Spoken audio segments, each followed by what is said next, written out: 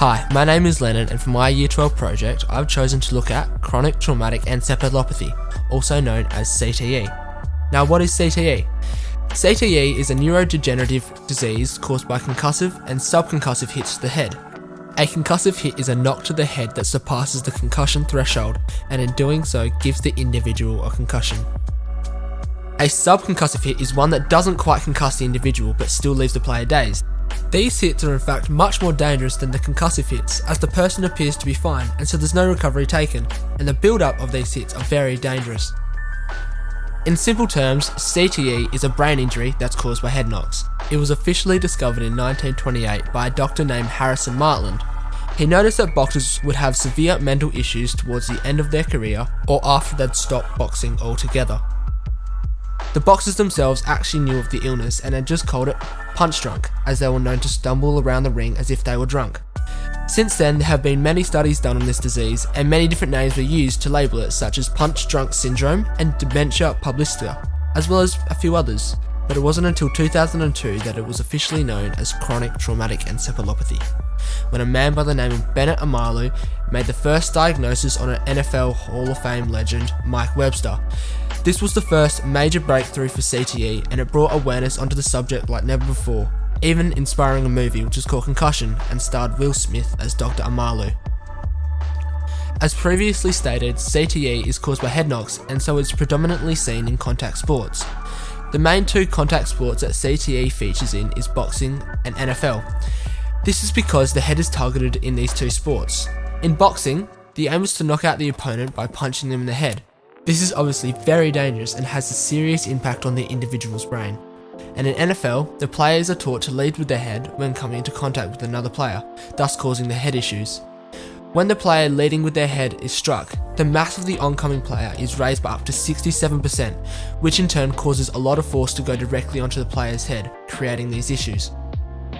CTE is seen in a range of other contact sports, such as Australian Football League, also known as AFL, rugby, ice hockey and wrestling, and there is also a wide variety of other sports that have issues with head trauma like soccer, horse riding, downhill skiing, parachuting, lacrosse and martial arts, but haven't suffered a CTE diagnosis as yet, but are in danger of succumbing to one. One of the biggest myths that surround head knocks and contact sports are helmets. Helmets cannot stop concussions, and there is not a single helmet that has ever been successfully made that can protect the brain. As the brain is surrounded by the skull, there is no way to get to it, therefore it can't be protected. The brain is surrounded by fluid, and so when a head knock occurs, the brain has nothing to brace against and it bashes against the walls of the skull, which causes damage. This issue needs to be exposed to the world, as it can actually have more damage than not, as players that wear helmets are given a false sense of security, when in turn, it can create more issues than not. The biggest issue with CTE is that it cannot be diagnosed in the living. For a scientist to know if an individual has CTE, they must complete an autopsy and dissect the brain to see if any changes have occurred. One of the biggest indicators of CTE in the brain is the accumulation of something called tau, which is a protein that comes from neurons. There are over 100 billion neurons in the brain, whose main job is to send messages and information around the body and brain to allow the body to work. Without neurons, the body won't function. Inside the neuron there is an enzyme known as tau kinesis. Enzymes are used to speed up the chemical processes such as breaking down and digesting food, building muscle and eliminating toxins. When head trauma occurs, these enzymic tau kinesis become frenzied and hyperactive, causing the tau to disconnect from the microtubules in the neurons. This then exposes other tau molecules to this microtubule breakdown, and the surrounding cells go into a state known as hyperphosphorylation when this microtubule detachment happens in a chain reaction. This then causes something called a neurofibrillary triangle, or NFT, for short, to be created. These tangles block up the neuronal connection, which means that messages cannot be sent, which then causes issues throughout the entire body, because if there are no messages, the body cannot function. Obviously, that's all very sciencey and confusing, so to make it easier to understand, let's make a hypothetical example of a concussion that correlates the brain to a traffic incident. So one day, people are going about their daily lives and are driving to work when all of a sudden a major car crash occurs on a highway. As many people use this road, thousands of people are affected. Their way is blocked, they have nowhere to go, and they are suddenly late for work. This one incident has created a chain reaction where many other things are impacted. And because of this incident, there is now a large lineup of cars where up to thousands of people are stuck. But because this is a major car crash, more and more cars are stuck, creating a traffic jam. After a while, the crash is cleaned up, but the people at the scene realise that the road is damaged and is now blocked. This creates an even bigger issue as the cars must find an alternate route, which will add an extra half an hour onto their drive just so they can fulfil their daily obligation of going to work. This is what happens to the brain when a concussion occurs. Neurons crash out, which creates an accumulation of tau, which blocks the neuronal pathways, meaning the messages from the brain cannot be sent, and they'll have to find another pathway, which can be very hard to do. Because of this traffic jam in the brain when nothing is sent out, the body can temporarily shut down, which is why people black out when they suffer a concussion. As CTE is mainly seen in contact sports, the most obvious way to eliminate CTE is through removing contact and big hits in contact sports. But of course, that's impossible. You can't remove contact from contact sports because they're contact sports. It would be removing the mere fabric of the game. It would be like having a car with no wheels. It just doesn't work. So what contact sports must do is implement measures that reduce the possibility of a head knock.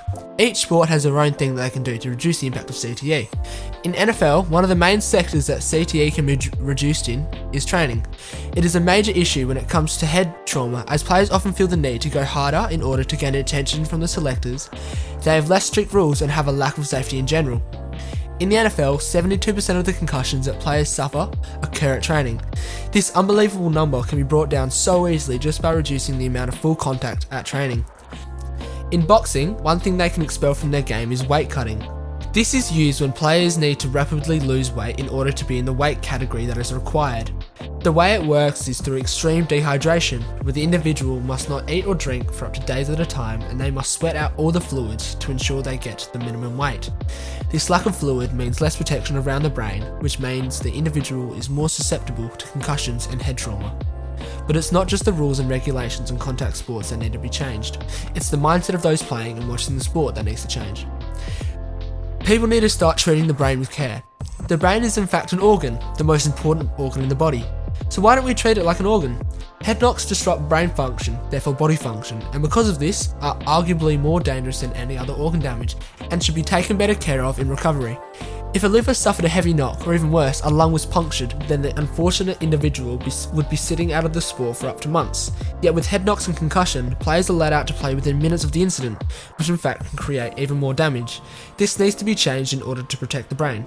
Finally, we must change the stigma that surrounds concussion and head knocks. Concussions and head knocks are often discarded as issues that do not cause any harm, and playing on after a concussion is seen as a badge of honour, as the individual is perceived as being tough. This is not true. Coming off after a knock is the true act of toughness, as you are putting your health and safety above the game. The brain is an organ and therefore should be treated with care, just like any other organ injury. Sporting codes need to stress the importance of protecting the head and need to implement rules that follow this. CTE in contact sport is a major issue that needs to be taken more seriously.